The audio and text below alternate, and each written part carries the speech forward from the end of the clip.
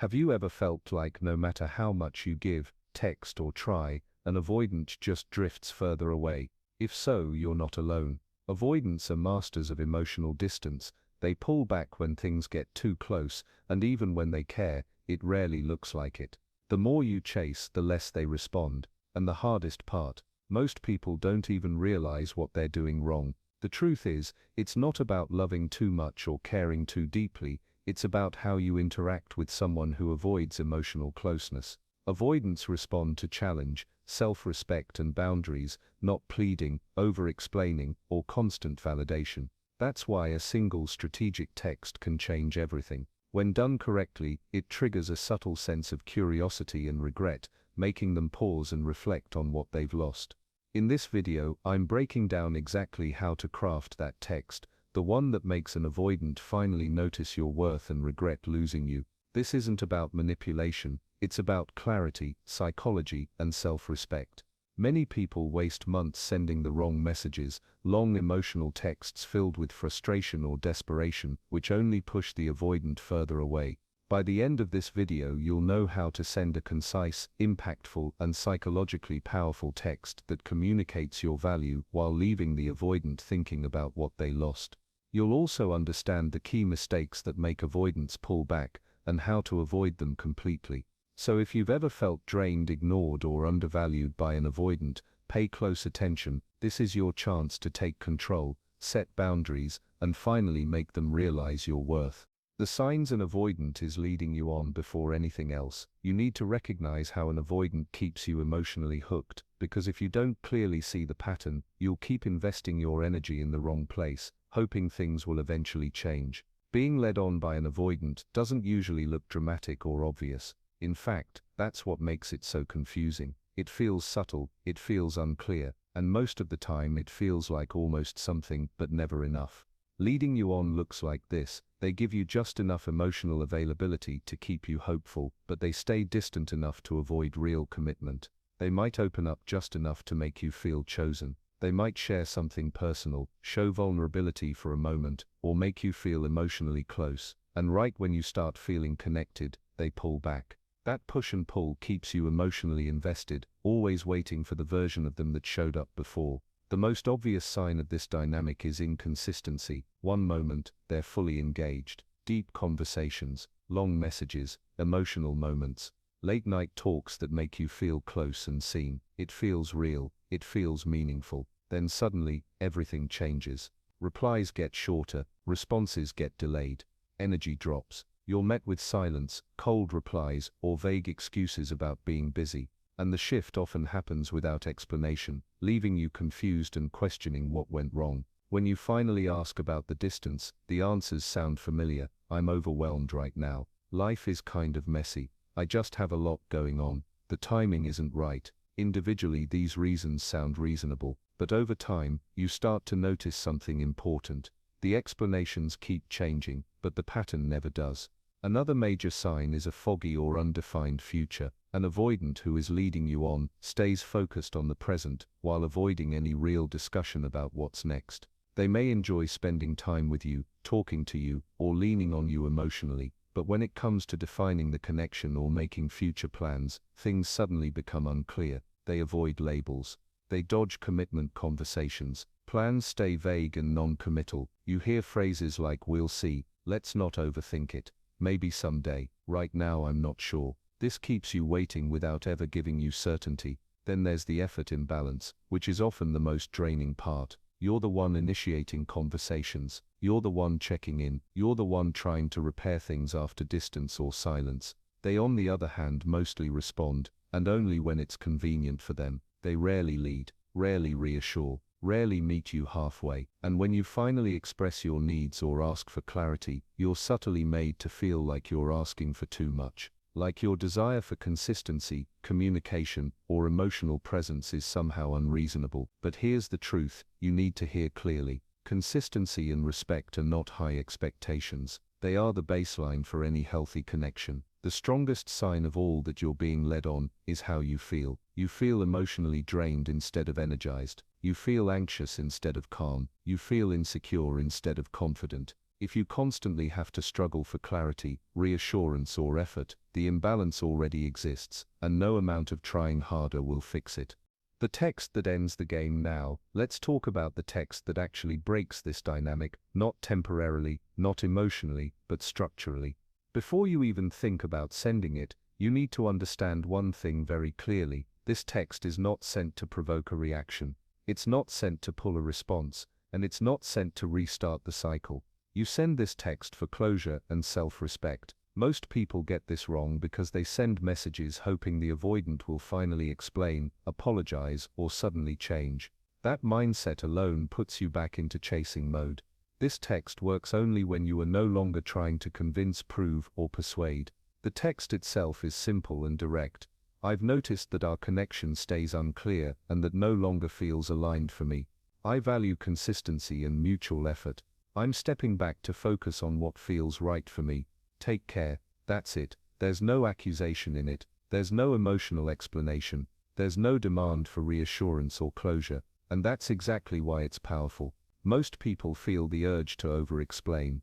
They want to list everything that went wrong, every time they felt hurt, every moment they felt ignored. But when you do that with an avoidant, it doesn't create understanding, it creates distance. This text does the opposite. It doesn't attack, it doesn't blame, it doesn't ask for anything. Instead, it calmly states a reality: the connection is unclear, and that no longer works for you. The power of this message is that it reclaims control. You are no longer waiting, you are no longer negotiating your needs.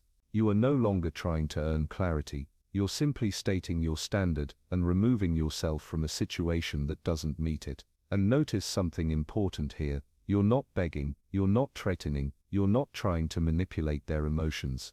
There's no "if you don't change, I'll leave."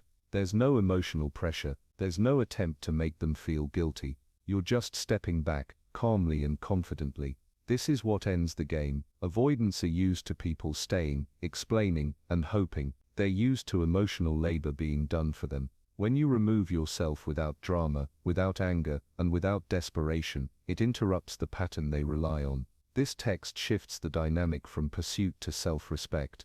And whether the avoidant responds or not doesn't matter anymore, because the moment you send this message, you've already changed your position. You've moved from uncertainty into clarity, from waiting into choosing yourself. That's why this text works. Not because it forces someone to come back, but because it finally allows you to walk away with your dignity intact. And once you do that, the game is already over.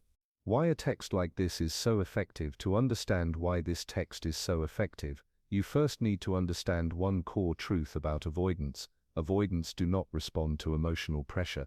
They respond to absence and clarity. Most people instinctively do the opposite. When they feel distance, they move closer. When they feel confusion, they explain more. When they feel ignored, they try harder. With a secure person, that can work. With an avoidant, it backfires. When you chase an avoidant, they relax. They feel less urgency. They feel less responsibility. Your effort creates safety for them because it reassures them that they won't lose you, no matter how little they give. When you explain your feelings again and again, hoping they'll finally understand, an avoidant doesn't feel closer. They feel overwhelmed. Explanation feels like emotional pressure to someone who avoids emotional depth. Instead of leaning in, they detach. This is why emotional conversations, long texts, and repeated clarifications often lead to more distance, not less. But when you calmly step back, without anger, without accusations, and without drama, something very different happens. Their defense system activates, not because you're upset, not because you're upset, not because you're demanding, but because their comfort zone is suddenly disrupted. Avoidants are comfortable in ambiguity. They feel safe when nothing is clearly defined and nothing is demanded of them. When you quietly remove yourself from that unclear space, you introduce clarity, and clarity removes their control. Suddenly you're no longer available in the same way, you're no longer chasing, you're no longer filling the silence, and that's when their mind starts working. They begin asking questions they never asked when you were explaining yourself. Wait, why did she stop? She usually tries harder, she usually fights for this. Did I actually lose something? This shift is important. For the first time, they're not reacting to your emotions, they're reacting to your absence. Curiosity is triggered before regret. Regret requires reflection. Reflection requires space, and space is exactly what this text creates. Because you didn't argue, they can't dismiss you as too emotional. Because you didn't beg, they can't feel powerful. Because you didn't threaten, they can't resist. All you did was step back with clarity, and clarity is uncomfortable for an avoidant because it forces them to confront reality instead of hiding in uncertainty. This is also why the timing of this text matters. It works only when it comes from a place of calm detachment, not emotional reaction. If you send it while hoping for reassurance, the energy behind it weakens the message.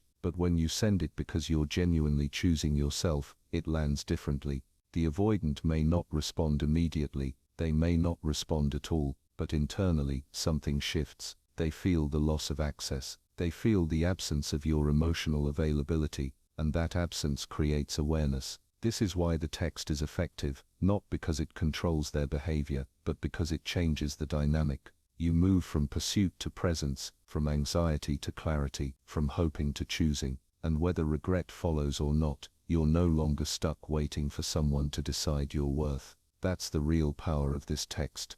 The only reason you send this text, it's important to understand one fundamental truth before you ever send this text. You do not send this text to make the avoidant come back. You do not send it to force a reaction, an apology, or a sudden realization on their part. The only reason you send this text is to come back to yourself. When you send it, your focus is not on them. Your focus is on your own clarity, your own boundaries, and your own self-respect. This is about reclaiming your power, not testing theirs. It's about stepping out of a cycle that drains you emotionally, mentally, and sometimes physically. If they decide to change, to notice, or to step up, that is simply a bonus. That outcome is not guaranteed, nor is it your responsibility. If they fade away, if they continue to avoid, if they remain distant, that is also fine. Because either way, the text serves its true purpose, protecting your energy, your mind, and your self-worth. From the moment you send this text, the dynamics shift completely. You are no longer in pursuit mode. You stop trying to explain. You stop trying to justify your emotions. You stop trying to make someone see your value. Your nervous system, which may have been on high alert, begins to calm. The stress, the anxiety, the constant wondering, it all starts to settle. You are no longer reacting to their emotional distance or inconsistent behavior. Instead, you are taking control of your own emotional state. Walking away doesn't mean giving up. Walking away doesn't mean losing. Walking away means choosing yourself in a situation that has repeatedly proven to be imbalanced. It is an act of self-respect, a demonstration that your emotional energy is not disposable, and that your clarity is not negotiable. Ironically, this is also the exact moment where the avoidant either grows or exposes themselves. When someone is avoidant, their true patterns are often hidden behind charm, brief emotional engagement, or mixed signals. But when you step back with calm clarity, you remove the energy they rely on to maintain distance comfortably. They either rise to meet your standards, take responsibility, or they reveal the truth about their willingness and capacity to engage. And here's the key: your action is not about controlling them. It is about controlling your own response to them. You are no longer a participant in their avoidance. You are no longer the one doing all the emotional labor. You are the one reclaiming your time, your energy, and your value. Sending this text is not a threat. It's not a weapon. It's a statement. I see the pattern. I know my worth, and I will not compromise my clarity or peace for uncertainty. That single act flips the dynamic. Whether they regret, reflect, or ignore it, you have already changed the game by choosing yourself first. And that is why this text is powerful, effective, and completely aligned with protecting your boundaries while letting reality, and the avoidant's true behavior, reveal itself. This is the moment where clarity hits hardest. If someone only fears losing you after you begin to withdraw, it's a clear sign of their priorities. They were never actively choosing you. They were choosing convenience, the comfort of knowing you were always available, the ease of your emotional labor, the security that your attention and care could be relied upon without effort on their part. Real connection doesn't survive in confusion. Confusion benefits the avoidant because it allows them to stay distant while keeping you engaged. It allows them to avoid accountability, avoid commitment, and avoid showing their true level of investment. If they only notice your absence after you step back, it exposes the truth: they never truly valued your presence. They valued the benefit of having you there on demand. Real interest doesn't run from effort. If someone genuinely cares, they engage consistently, they prioritize mutual respect, and they put in work to maintain the connection. Avoidants, by contrast, rely on patterns of mixed signals, withdrawal and minimal engagement. They rely on your patience, your over-explaining, and your emotional persistence to maintain their comfort. Your job is not to convince someone of your value. Your job is not to fight, plead, or manipulate emotions to make them recognize what you bring. Your job is to stay aligned with your own worth, to uphold your standards, and to act in a way that reflects self-respect and clarity. This is not selfish, this is essential for protecting your emotional well-being. When you step back, withdraw appropriately, and set clear boundaries, you shift the dynamic. You take yourself out of the chase, and in doing so you stop feeding the avoidance comfort zone. You stop providing the emotional labor they have become accustomed to. And in this space, the truth becomes unavoidable, for them and for you. And here's the most important part: whether they regret losing you or not, you win. You win because you have reclaimed your time, your energy, and your emotional stability. You win because you are no longer trapped in a cycle of inconsistency, confusion, and pursuit. You win because you are aligned with your own value, no longer dependent on validation from someone who doesn't match your level of care. This is your wake-up call, not theirs, yours. It is the recognition that you will no longer compromise your clarity, peace, and self-respect for someone who chooses convenience over genuine connection. And when you fully embrace that truth, you step into a place of freedom and empowerment that cannot be taken from you.